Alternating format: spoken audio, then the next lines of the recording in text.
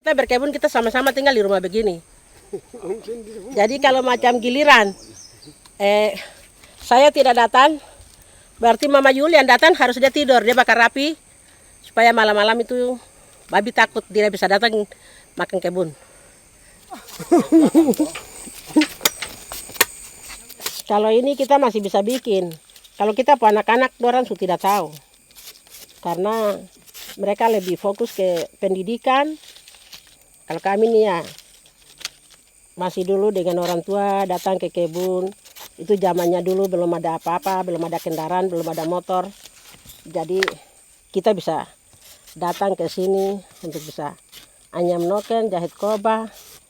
Potong kayu untuk bakar api. Untuk karue kobo-kobo ka. Amka.